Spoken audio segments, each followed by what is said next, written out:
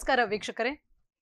ಕರಾವಳಿ ಕರ್ನಾಟಕದ ಹೆಮ್ಮೆ ದೈಜ್ ವರ್ಲ್ಡ್ 24x7 ಪ್ರಸ್ತುತಪಡಿಸ್ತಾ ಇರುವಂತಹ ಇಂಡಿಯನ್ ಮೆಡಿಕಲ್ ಅಸೋಸಿಯೇಷನ್ ಉಡುಪಿ ಕರಾವಳಿ ವಿಭಾಗ ಸಾರಥ್ಯದಲ್ಲಿ ನಡೀತಾ ಇರುವಂತಹ ಗಿರಿಜಾ ಸರ್ಜಿಕಲ್ಸ್ ಪ್ರಾಯೋಜಕತ್ವದಲ್ಲಿ ನಡೀತಾ ಇರುವಂತಹ ಕಾರ್ಯಕ್ರಮ ವೈದ್ಯ ಸಿಂಧು. ಕಾರ್ಯಕ್ರಮಕ್ಕೆ ತಮಗೆಲ್ಲರಿಗೂ ಆತ್ಮೀಯವಾದ ಸ್ವಾಗತ.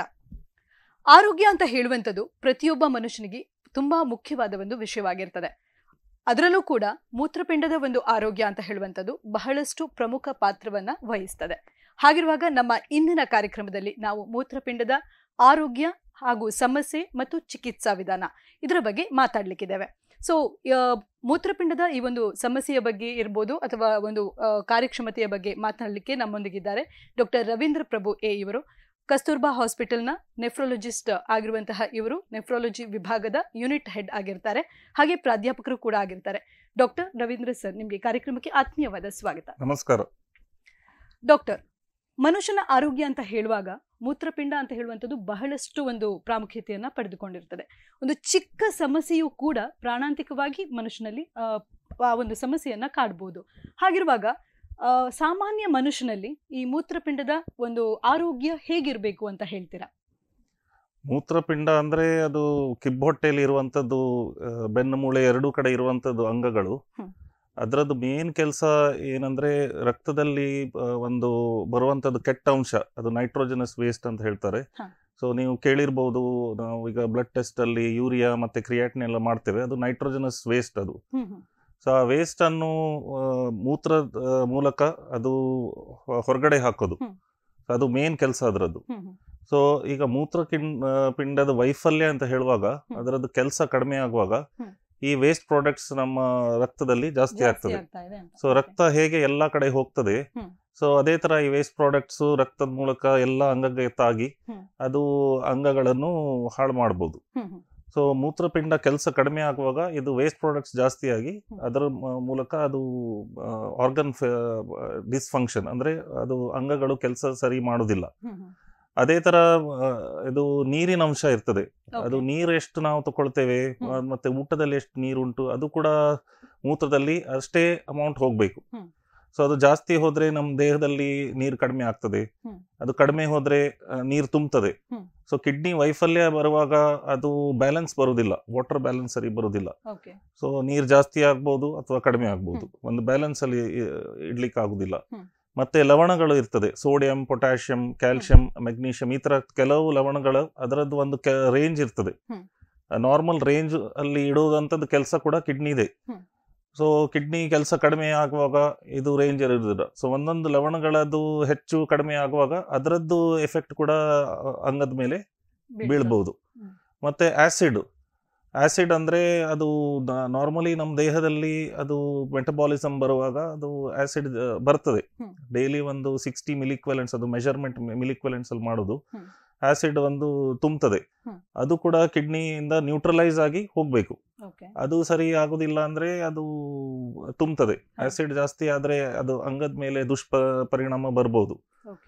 ಮತ್ತೆ ಕೆಲವು ರಕ್ತ ಉತ್ಪಾದನೆ ಆಗೋದು, ಹಿಮೋಗ್ಲೋಬಿನ್ ಅಂದ್ರೆ ರೆಡ್ ಬ್ಲಡ್ ಸೆಲ್ಸ್, ಕೆಂಪು ಕಣ ಅಂತ ರಕ್ತದಲ್ಲಿ ಇರೋದು, ಅದು ಆಕ್ಸಿಜನ್ ಕ್ಯಾರೇಜ್, ಅದು ಆಕ್ಸಿಜನ್ ಅದರಲ್ಲಿ ಹೋಗೋದು. ಅದರದ್ದು ಪ್ರೊಡಕ್ಷನ್ ಕೂಡ ಕಿಡ್ನಿಯಿಂದಾನೇ ಬರೋದು. ಅದಕ್ಕೆ ಬೇಕಾಗಿರೋದು ಹಾರ್ಮೋನ್, ಒಂದು ಎರಿಥ್ರೋಪಾಯ್ಟಿನ್ ಹಾರ್ಮೋನ್ ಉಂಟು, ಅದು ಕಿಡ್ನಿಯಿಂದ ಬರೋದು. ಕಿಡ್ನಿ ಸರಿ ಇಲ್ಲ, ಅದು ರಕ್ತ ಕಡಿಮೆ ಆಗೋದು ಕಂಡು ಬರ್ಬೋದು. ಅದೇ ತರ ವಿಟಮಿನ್ ಡಿ ನಮ್ಗೆ ಗೊತ್ತಿರೋದು ಮಾಹಿತಿ ಏನಂದ್ರೆ ಅದು ಸನ್ಲೈಟ್ ಇಂದ ಬರೋದು. ಬಟ್ ಸನ್ಲೈಟ್ ಇಂದ ಬರೋದು ಅದು ಆಕ್ಟಿವ್ ಫಾರ್ಮ್ ಅಲ್ಲ, ಅದು ಅದನ್ನು ಆಕ್ಟಿವ್ ಆಗಿ ಕನ್ವರ್ಟ್ ಮಾಡೋದು ಕಿಡ್ನಿಯಿಂದ. ಸೊ ಕಿಡ್ನಿ ಸರಿ ಇಲ್ಲ, ವಿಟಮಿನ್ ಡಿ ಲೆವೆಲ್ ಆಗ್ತದೆ, ಕಡಿಮೆ ಬರ್ಬೋದು. ಸೊ ಮೂಳೆ ಮೇಲೆ ಇಫೆಕ್ಟ್ ಬರ್ತದೆ. ಸೊ ಇಷ್ಟೆಲ್ಲ ಇಫೆಕ್ಟ್ ಬರ್ಬೋದು ಕಿಡ್ನಿ ಸರಿ ಕೆಲಸ ಮಾಡಲಿಲ್ಲ ಅಂದ್ರೆ. ಸಾಮಾನ್ಯವಾದ ಮನುಷ್ಯನಲ್ಲಿ ಈ ಕಾಯಿಲೆಗಳು ಹೇಗೆ ಬರ್ತದೆ ಮತ್ತೆ ಇದಕ್ಕೆ ಏನು ಒಂದು ಪರಿಣಮಿಸುವ ಒಂದು ಕಾರಣ ಏನಿರ್ತದೆ ಅಂತ ಹೇಳ್ಬೋದಾ? ಸೊ ಒಂದೊಂದು ಕಿಡ್ನಿಯಲ್ಲಿ ಒಂದು ಫಿಲ್ಟರ್ಸ್ ಅಂತ ಇರ್ತದೆ, ಅದು ನೆಫ್ರಾನ್ಸ್ ಅಂತ ಹೇಳೋದು. ಕಿಡ್ನಿ ಕೆಲಸ ಮಾಡೋದು ಆ ಫಿಲ್ಟರ್ ಮೂಲಕ.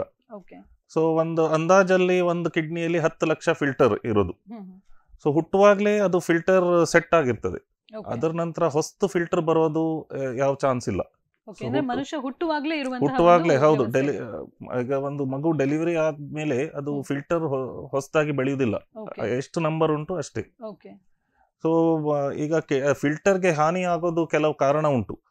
ಸೊ ಸಾಧಾರಣ ನಮಗೆ ಕಂಡು ಬರೋದು ಹೆಚ್ಚಾಗಿ ಅಂದ್ರೆ ಶುಗರ್ ಇಂದ ಮಧುಮೇಹ. ಸೊ ತುಂಬಾ ಸಮಯದಿಂದ ಮಧುಮೇಹ ಉಂಟು, ಅದು ಸರಿ ಕಂಟ್ರೋಲ್ ಅಲ್ಲಿ ಇಡ್ಲಿಲ್ಲ ಅಂದ್ರೆ ಆ ಶುಗರ್ ಅದು ರಕ್ತದಲ್ಲಿ ಹೆಚ್ಚಾಗಿ ಅದು ಫಿಲ್ಟರ್ ಅನ್ನು ಹಾಳು ಮಾಡ್ತದೆ. ಅದೇ ತರ ರಕ್ತದೊತ್ತಡ, ಬ್ಲಡ್ ಪ್ರೆಷರ್ ಅಂತ ಹೇಳ್ತಾರೆ. ಸೊ ಈಗ ಒಂದು 30 ವಯಸ್ಸಿನ ನಂತರ ಒಂದು 3 ಜನರಲ್ಲಿ ಒಬ್ಬರಿಗೆ ರಕ್ತದೊತ್ತಡ ಉಂಟು. ಅದಕ್ಕೆ ಹಲವಾರು ಕಾರಣ ಇರ್ಬೋದು, ಬಟ್ ಏನ್ ಕಾರಣ ಇದ್ರೂ ಕೂಡ ಅದನ್ನು ಸರಿ ಕಂಟ್ರೋಲ್ ಅಲ್ಲಿ ಇಡ್ಲಿಲ್ಲ ಅಂದ್ರೆ ಒಂದು ಕೆಲವು ವರ್ಷ ನಂತರ ಅದರದ್ದು ದುಷ್ಪರಿಣಾಮ ಕಿಡ್ನಿ ಮೇಲೆ ಬರಬಹುದು. ಅಂದ್ರೆ ಫಿಲ್ಟರ್ ಚಿಕ್ಕ ಏಜ್ ನಿಂದ ಕೂಡ ಈ ಒಂದು ದುಷ್ಪರಿಣಾಮ ಬರ್ಲಿಕ್ಕೆ ಸಾಧ್ಯ ಆಗ್ತದೆ. ಹೌದು, ಇದೆರಡು ಮೇನ್ ಕಾರಣ, ಅದು ಮಧುಮೇಹ ಮತ್ತೆ ರಕ್ತದೊತ್ತಡ. ಮತ್ತೆ ಈಗ ನಮ್ಗೆ ಎರಡೂ ಕಾಯಿಲೆ ಒಟ್ಟಿಗೆ ಇರುವಂತದ್ದು ಕೆಲವು ಪೇಷಂಟ್ಸ್ ಇರ್ತಾರೆ. ಮಧುಮೇಹ ಕೂಡ ಉಂಟು, ರಕ್ತದೊತ್ತಡ ಕೂಡ ಉಂಟು. ಸೊ ಅದು ಕೂಡ ಎರಡು ಸರಿ ಕಂಟ್ರೋಲ್ ಅಲ್ಲಿ ಇಡ್ಲಿಲ್ಲ ಅಂದ್ರೆ ಒಂದು 5 ಜನರಲ್ಲಿ ಒಬ್ಬರಿಗೆ ಇದು ಕಿಡ್ನಿ ಪ್ರಾಬ್ಲಮ್ ಬರ್ಬೋದು, ತುಂಬಾ ಸಮಯದಿಂದ ಅವ್ರ ಕಂಟ್ರೋಲ್ ಇಡ್ಲಿಲ್ಲ ಅಂದ್ರೆ. ಮತ್ತೆ ಕೆಲವು ಬೇರೆ ಕಾರಣ ಉಂಟು, ಅದು ಅಷ್ಟು ಕಾಮನ್ ಇಲ್ಲ. ಅಂದ್ರೆ ಹೆರಿಡಿಟ್ರಿ ಪ್ರಾಬ್ಲಮ್ಸ್. ಹೆರಿಡಿಟ್ರಿ ಅಂದ್ರೆ ವಂಶ ಪಾರಂಪರಿಕ ಆಗಿ ಬರೋದು. ಅದರಲ್ಲಿ ಕಾಮನೆಸ್ಟ್ ಅಂದ್ರೆ ಸಿಸ್ಟ್, ನೀರಿನ ಗುಳ್ಳೆ ಬೆಳೆಯೋದು ಕಿಡ್ನಿ ಮೇಲೆ. ಸೊ 2 ಕಿಡ್ನಿ ಮೇಲೆ ನೀರಿನ ಗುಳ್ಳೆ ಬೆಳೆದ್ರೆ ಅದು ಕಿಡ್ನಿ ಕೆಲಸ ಕಡಿಮೆ ಆಗ್ತದೆ, ಪಾಲಿಸಿಸ್ಟಿಕ್ ಕಿಡ್ನಿ ಡಿಸೀಸ್. ಮತ್ತೆ ಅದೇ ತರ ಕೆಲವು ಹೆರಿಡಿಟ್ರಿ ಪ್ರಾಬ್ಲಮ್ಸ್ ಉಂಟು. ಮತ್ತೆ ರಿಯಾಕ್ಷನ್ಗಳಿಂದ, ಅದು ದೇಹ ತನ್ನ ಮೇಲೇನೆ ರಿಯಾಕ್ಷನ್ ಮಾಡೋದು, ಆಟೋ ಇಮ್ಯೂನ್ ಡಿಸೀಸಸ್ ಅಂತ ಹೇಳ್ತಾರೆ, ತನ್ನ ಮೇಲೆ ರಿಯಾಕ್ಷನ್ ಮಾಡೋದು. ಇಲ್ಲ ಅಂದ್ರೆ ಹೊರಗಡೆಯಿಂದ ಬರುವಂತದ್ದು ಟಾಕ್ಸಿನ್ಸ್ ಇಂದ, ಅದು ಆಲ್ಕೋಹಾಲ್ ಇರ್ಬೋದು, ಸ್ಮೋಕಿಂಗ್ ಇರ್ಬೋದು, ಅಥವಾ ಮೆಡಿಸಿನ್ಸ್, ಪೇನ್ ಕಿಲ್ಲರ್ಸ್ ಇರ್ಬೋದು, ಅದು ಕಂಟಿನ್ಯೂಸ್ ಆಗಿ ತಗೊಂಡ್ರೆ ಕಿಡ್ನಿ ರಿಯಾಕ್ಷನ್ ಆಗಿ ಆತರ ಕೂಡ ಕಂಡು ಬರ್ಬೋದು. ಮತ್ತೆ ಎನ್ವೈರನ್ಮೆಂಟಲ್ ಪ್ರಾಬ್ಲಮ್ಸ್, ಅಟ್ಮಾಸ್ಫಿಯರಿಕ್ ಪೊಲ್ಯೂಷನ್ ಅಂದ್ರೆ ಪೆಸ್ಟಿಸೈಡ್ಸ್ ಅದೆಲ್ಲ, ಅದು ನೀರಿಂದ ಬರೋದು ಎಲ್ಲ. ನಮ್ಗೆ ಏನ್ ಅರ್ಥ ಆಗ್ಬೇಕಂದ್ರೆ, ಏನ್ ನಾವು ತಗೊಂಡ್ರು ಕೂಡ ಎಲ್ಲ ಕಿಡ್ನಿ ಮೂಲಕನೇ ಹೊರಗಡೆ ಹೋಗ್ಬೇಕು. ಸೊ ಅದು ಹೊರಗಡೆ ಹೋಗುವಾಗ ಅದು ಒಂಥರ ಪಾಯ್ಸನ್ ಇದ್ರೆ ಕಿಡ್ನಿಗೆ ಹಾನಿ ಕೊಡ್ಬೋದು. ಸೊ ಅದು ಸ್ವಲ್ಪ ಜಾಗ್ರತೆ ಇರ್ಬೇಕು ಅದರಲ್ಲಿ. ಹಾಗಾದ್ರೆ ಡಾಕ್ಟರ್, ಇದರ ಆರಂಭಿಕ ಲಕ್ಷಣಗಳು ಹೇಗಿರ್ತದೆ? ಅಂದ್ರೆ ನಮ್ಗೆ ಈಗ ಕಿಡ್ನಿಯ ಸಮಸ್ಯೆ ಉಂಟು ಅಂತ ಹೇಳಿ ನಾವು ಗುರುತಿಸೋದಾದ್ರೆ ಆರಂಭಿಕ ಲಕ್ಷಣಗಳು ಯಾವ್ದಾದ್ರು ವೇಸ್ ಅಲ್ಲಿ ನಮ್ಗೆ ಗೊತ್ತಾಗ್ತದೆ ಒಬ್ಬ ಸಾಮಾನ್ಯ ಮನುಷ್ಯನಿಗೆ? ಸೊ 2 ಕಿಡ್ನಿಯಲ್ಲಿ, ಒಂದೊಂದು ಕಿಡ್ನಿಯಲ್ಲಿ 10 ಲಕ್ಷ ಫಿಲ್ಟರ್ ಉಂಟು. ಸೊ ಕಿಡ್ನಿಗೆ ಒಂದು ಕೆಪಾಸಿಟಿ ಇರ್ತದೆ, ಸ್ವಲ್ಪ ಡ್ಯಾಮೇಜ್ ಆದ್ರೆ ಅದು ಕೆಲಸ ನಡೀತಾ ಇರ್ತದೆ. ಸೊ ಅದರದ್ದು ಲಕ್ಷಣ ಆ ಕಾರಣದಿಂದ ಗೊತ್ತಾಗುದಿಲ್ಲ. ಅಂದ್ರೆ 10 ಲಕ್ಷದಲ್ಲಿ ಕೆಲವು ಫಿಲ್ಟರ್ ಡ್ಯಾಮೇಜ್ ಆದ್ರೂ ಬೇರೆ ಅದು ಎಕ್ಸ್ಟ್ರಾ ಕೆಲಸ ಮಾಡಿ ನಡೀತಾ ಇರ್ತದೆ. ಸೊ ಒಂದು ಮನುಷ್ಯನಿಗೆ ಮೊದಲನೇ ಹಂತದಲ್ಲಿ ಇದು ಗೊತ್ತಾಗುದಿಲ್ಲ. ಸೊ ಯಾರಿಗೆ ಅದು ರಿಸ್ಕ್ ಉಂಟು, ರಿಸ್ಕ್ ನಾವು ಹೇಳೋದು ಏನಂದ್ರೆ, ಈಗ ಶುಗರ್ ಉಂಟು ಪೇಷಂಟ್ಗೆ ಅಥವಾ ಬ್ಲಡ್ ಪ್ರೆಷರ್ ಉಂಟು. ಸೊ ಈ 2 ಕಾರಣ ಕಿಡ್ನಿಗೆ ತೊಂದರೆ ಕೊಡ್ಬೋದು. ಸೊ ಆ ಪೇಷಂಟ್ಸ್ ಅದನ್ನು ಟೆಸ್ಟ್ ಅಲ್ಲಿ ಇರ್ಬೇಕು. ಅಟ್ ಲೀಸ್ಟ್ ವರ್ಷಕ್ಕೊಂದ್ಸಲ ಅವರು ಕಿಡ್ನಿ ಟೆಸ್ಟ್ ಮಾಡಬೇಕು. ಮತ್ತೆ ಫ್ಯಾಮಿಲಿಯಲ್ಲಿ ಕಿಡ್ನಿ ಪ್ರಾಬ್ಲಮ್ ಉಂಟು, ಸೊ ಆ ತರ ಇದ್ರೆ ಮಕ್ಕಳು ಟೆಸ್ಟ್ ಮಾಡ್ಬೇಕು. 5 ವರ್ಷಕ್ಕೊಮ್ಮೆ ಆದ್ರೂ ಅದು ಟೆಸ್ಟ್ ಮಾಡ್ಬೇಕು. ಕಾರಣ ಏನಂದ್ರೆ, ಮೊದಲನೇ ಹಂತದಲ್ಲಿ ಗೊತ್ತಾಗುದಿಲ್ಲ. ಟೆಸ್ಟ್ ಏನ್ ಸ್ಪೆಷಲ್ ಟೆಸ್ಟ್ ಏನಿಲ್ಲ ಅದಕ್ಕೆ. ಒಂದು ಮೂತ್ರ ಟೆಸ್ಟ್, ಮೂತ್ರದಲ್ಲಿ ಪ್ರೋಟೀನ್ ಅಂಶ ಹೋಗ್ತಾ ಉಂಟಾ, ಅದು ಒಂದು ಎಲ್ಲಾ ಲ್ಯಾಬೊರೇಟರಿಯಲ್ಲಿ ಮಾಡ್ಬೋದು, ಅದು ಜಸ್ಟ್ ಆರ್ಡಿನರಿ ಟೆಸ್ಟ್ ಅದು. ಸೊ ಅದು ಮೂತ್ರದಲ್ಲಿ ಪ್ರೋಟೀನ್ ಅಂಶ ಹೋಗ್ತಾ ಉಂಟಾ ಅದು ನೋಡೋದು. ಮತ್ತೆ ರಕ್ತದಲ್ಲಿ ನಾನು ಹೇಳಿದ ಮುಂಚೆ ಅದು ನೈಟ್ರೋಜನಸ್ ಪೇಸ್ಟ್, ಅದು ಯೂರಿಯಾ, ಕ್ರಿಯಾಟಿನಿನ್, ಅದು ಕೂಡ ಸಿಂಪಲ್ ಟೆಸ್ಟ್. ಆಲ್ಮೋಸ್ಟ್ ಎಲ್ಲ ಸಣ್ಣ ಲ್ಯಾಬ್ಸ್ ಅಲ್ಲಿ ಕೂಡ ಟೆಸ್ಟ್ ಮಾಡಬಹುದು. ಸೊ ಈ 3 ಟೆಸ್ಟ್ ಮಾಡಿದ್ರೆ ಗೊತ್ತಾಗ್ತದೆ. ಮತ್ತೆ ಕೊನೆ ಹಂತ ಬಂದ್ಮೇಲೆ ಎಲ್ಲಾ ಕಿಡ್ನಿ ಫಿಲ್ಟರ್ಸ್ಗೆ ಕೆಲಸನೇ ಮಾಡೋದಿಲ್ಲ. ಆ ಟೈಮಲ್ಲಿ ಅದು ವೇಸ್ಟ್ ಪ್ರಾಡಕ್ಟ್ಸ್ ಜಾಸ್ತಿ ಆಗಿ ರೋಗಿಗೆ ಅದು ಹಸಿವೆ ಕಡಿಮೆ, ವಾಂತಿ ಬರೋದು, ಮತ್ತೆ ತುಂಬಾ ವೀಕ್ನೆಸ್, ರಕ್ತ ಕಡಿಮೆ ಆಗಿ ಮೂಳೆ ಪ್ರಾಬ್ಲಮ್ಸ್ ಬರೋದು, ಮತ್ತೆ ಬ್ಲಡ್ ಪ್ರೆಷರ್ ಕಂಟ್ರೋಲ್ ಆಗುದಿಲ್ಲ, ತುಂಬಾ ಹೆಚ್ಚಿರ್ತದೆ. ಮತ್ತೆ ನೀರು ಸೇರ್ಕೊಳ್ಳೋದು, ಕಾಲ್ ದಪ್ಪ ಆಗ್ತದೆ, ಮತ್ತೆ ಲಂಗ್ಸ್ ಅಲ್ಲಿ ನೀರು ಸೇರ್ಕೊಂಡು ಬ್ರೀತಿಂಗ್ ಪ್ರಾಬ್ಲಮ್. ಸೊ ಇದೆಲ್ಲ ಕೊನೆ ಹಂತದಲ್ಲಿ ಗೊತ್ತಾಗೋದು. ನಮ್ಮ ಉದ್ದೇಶ ಏನಂದ್ರೆ, ಅದು ಆ ಲಾಸ್ಟ್ ಸ್ಟೇಜ್ ಬರೋ ಮುಂಚೆನೆ ಅದು ಗೊತ್ತಾಗ್ಬೇಕು. ಸೊ ಇದು ಹೇಗ್ ಗೊತ್ತಾಗೋದಂದ್ರೆ, ನಾನು ಹೇಳ್ದಂಗೆ ಯಾರಿಗೆ ಎಲ್ರಿಗ್ ಟೆಸ್ಟ್ ಮಾಡ್ಬೇಕಂತಿಲ್ಲ, ಯಾಕಂದ್ರೆ ಎಲ್ರಿಗ್ ಟೆಸ್ಟ್ ಮಾಡ್ಲಿಕ್ಕೆ ಕೂಡ ಆಗುದಿಲ್ಲ. ಯಾರಿಗೆ ರಿಸ್ಕ್ ಉಂಟು, sugar patients, blood pressure patients, ಮತ್ತೆ ಫ್ಯಾಮಿಲಿಯಲ್ಲಿ ಆಲ್ರೆಡಿ ಹೆರಿಡಿಟ್ರಿ ಅದು ಕಿಡ್ನಿ ಪ್ರಾಬ್ಲಮ್ ಉಂಟು, ಅವ್ರಿಗೆ ಗೊತ್ತಿರ್ತದೆ. ಸೊ ಅವರು ಆದ್ರೂ ಈ ತರ ಸಿಂಪಲ್ ಟೆಸ್ಟ್ ಮಾಡಿ ಗೊತ್ತಾಗ್ತದೆ. ಓಕೆ, ಅಂದ್ರೆ ಒಂದು ಚಿಕ್ಕ ಟೆಸ್ಟ್ ಗಳನ್ನ ತಗೊಳ್ಳೋದ್ರಿಂದ ನಮ್ಗೆ ನಮ್ಮ ಮೂತ್ರಪಿಂಡದ ಸಮಸ್ಯೆ ಏನಾದ್ರು ಇದೆಯಾ ಅಂತ ಹೇಳೋದನ್ನ ನಾವು ತಿಳ್ಕೊಳ್ಬಹುದು. ಹಾಗಿರುವಾಗ ನೀವು ಹೇಳಿದ್ರಿ, ಈಗ ಮಗುವಿನ ಒಂದು ಮೂತ್ರಪಿಂಡ ಅಂತ ಹೇಳುವಂತದ್ದು ಹುಟ್ಟುವಾಗ್ಲೇ ಆಗುವಂತದ್ದು, ಅದೊಂದು ವ್ಯವಸ್ಥಿತವಾಗಿರುವಂತದ್ದು ಅಂತ. ಹಾಗಿರುವಾಗ ಪ್ರೆಗ್ನೆಂಟ್ ವಿಮೆನ್ ಅಂತ ಇರುವವರಿಗೆ ಈ ಒಂದು ಮೂತ್ರಪಿಂಡದ ಸಮಸ್ಯೆ ಇದ್ರೆ ಅವರು ಪ್ರೆಗ್ನೆಂಟ್ ಆಗ್ಬೋದಾ? ಸೊ ಅದು ಪ್ರೆಗ್ನೆನ್ಸಿ ಮುಂದುವರಿಸಲಿಕ್ಕೆ ಸ್ವಲ್ಪ ರಿಸ್ಕ್ ಇರ್ತದೆ. ಓಕೆ, ನಾನು ಹೇಳಿದ್ದು ಅಂದ್ರೆ ನಾರ್ಮಲ್ ಕಿಡ್ನಿ ಫಂಕ್ಷನ್ ಇದ್ರೆ ಅದು ಕ್ರಿಯಾಟಿನಿನ್ ಲೆವೆಲ್ ನೋಡ್ತೇವೆ. ಸೊ ಕಿಡ್ನಿಯಿಂದ ಅದು ಕ್ರಿಯಾಟಿನಿನ್ ಸರಿಯಾಗಿ ಹೊರಗಡೆ ಹೋಗ್ತಾ ಉಂಟು. ಸೊ ಬ್ಲಡ್ ಅಲ್ಲಿ ನಾರ್ಮಲ್ ಇರಬೇಕು. ನಾರ್ಮಲ್ ಅಂದ್ರೆ ಹೆಚ್ಚಂದ್ರೆ 1.1 ಅಂತ ಇಡ್ತೇವೆ. ಅದು ಲ್ಯಾಬ್ ಟು ಲ್ಯಾಬ್ ಸ್ವಲ್ಪ ವ್ಯತ್ಯಾಸ ಇರ್ಬೋದು, ಬಟ್ 1.1 1.2. ಸೊ ಅದ್ರದ್ದು ಕೆಳಗಡೆ ಇದ್ರೆ ಮತ್ತೆ ಬ್ಲಡ್ ಪ್ರೆಷರ್ ನಾರ್ಮಲ್ ಇದ್ರೆ ಪ್ರೆಗ್ನೆನ್ಸಿ ನಾರ್ಮಲ್ ಆಗಿ ನಡೆಸಬಹುದು ಸಾಧಾರಣ. ಬಟ್ ಸಪೋಸಿಂಗ್ ಕಿಡ್ನಿ ಪ್ರಾಬ್ಲಮ್ ಇದ್ರೆ ಅದು ಕ್ರಿಯಾಟಿನಿನ್ ಹೆಚ್ಚಿರ್ತದೆ. 1.5ಕ್ಕಿಂತ ಹೆಚ್ಚಾದ್ರೆ ಪ್ರೆಗ್ನೆನ್ಸಿಯಲ್ಲಿ ಕಾಂಪ್ಲಿಕೇಶನ್ ಬರೋ ಚಾನ್ಸ್ ಜಾಸ್ತಿ. ಬೋತ್ ಇದು ತಾಯಿಗೆ ಮತ್ತೆ ಮಗುಗೆ ಇಬ್ರಿಗೂ ಪ್ರಾಬ್ಲಮ್ ಬರ್ಲಿಕ್ಕೆ ಚಾನ್ಸ್ ಜಾಸ್ತಿ. ಸೊ ಮೊದಲನೇ ಗೊತ್ತಿದ್ರೆ ಅವ್ರು ಸರಿ ಚೆಕಪ್ ಅಲ್ಲಿ ಇರಬೇಕು. ಆದಷ್ಟು ಅವ್ರು ಪ್ರೆಗ್ನೆನ್ಸಿ ಅವಾಯ್ಡ್ ಮಾಡಿದ್ರೆ ಒಳ್ಳೇದು, ಯಾಕಂದ್ರೆ ಹೆಲ್ತಿಗೆ ಅದು ಒಳ್ಳೇದಲ್ಲ. ಕಿಡ್ನಿ ಕಾಯಿಲೆ ಕೂಡ ಜಾಸ್ತಿ ಆಗ್ಬೋದು ಆ ಟೈಮಲ್ಲಿ. ಮತ್ತೆ ಅದು ಜೀವಕ್ಕೆ ಅಪಾಯ ಆಗುವಂಥದ್ದು ಕೂಡ ಚಾನ್ಸ್ ಉಂಟು ಸಪೋಸಿಂಗ್ ಕಾಯಿಲೆ ಇದ್ರೆ.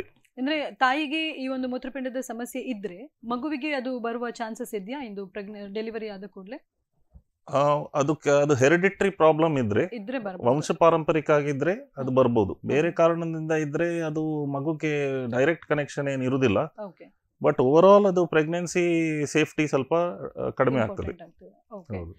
ಹಾಗೆ ಡಾಕ್ಟರ್, ನೀವು ಹೇಳಿದ್ರೆ ಈ ಒಂದು ಮದ್ಯಪಾನ, ಧೂಮಪಾನ ಮತ್ತೆ ತಂಬಾಕಿನ ಒಂದು ಸೇವನೆ ಕೂಡ ಮೂತ್ರಪಿಂಡದ ಒಂದು ಸಮಸ್ಯೆಗಳಿಗೆ ಪೂರಕವಾಗಿರ್ತದೆ, ಅದಕ್ಕೆ ಅದು ಖಂಡಿತವಾಗಿ ಪರಿಣಾಮವನ್ನ ಬೀರ್ತದೆ ಅಂತ.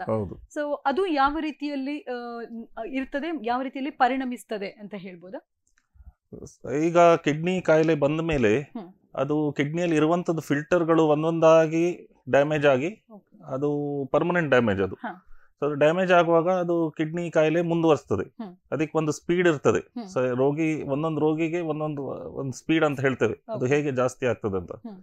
ಸೊ ಈ ತರ ಟಾಕ್ಸಿನ್ಸ್, ಅದು ಸ್ಮೋಕಿಂಗ್ ಅಲ್ಲಿ ಅದು ನಿಕೋಟಿನ್ ಅಂತ ಉಂಟು, ಅದೇ ತರ ಆಲ್ಕೋಹಾಲ್ ಅಲ್ಲಿ ಟಾಕ್ಸಿನ್ಸ್ ತಗೊಳ್ಳೋದ್ರಿಂದ ಅದು ಮುಂದೆ ಹೋಗುವಂತದ್ದು ಸ್ಪೀಡ್ ಉಂಟಲ್ಲ, ಅದು ಸ್ವಲ್ಪ ಡಬಲ್ ಆಗ್ಬಹುದು ಫಾಸ್ಟ್ ರೇಟ್ ಅಲ್ಲಿ.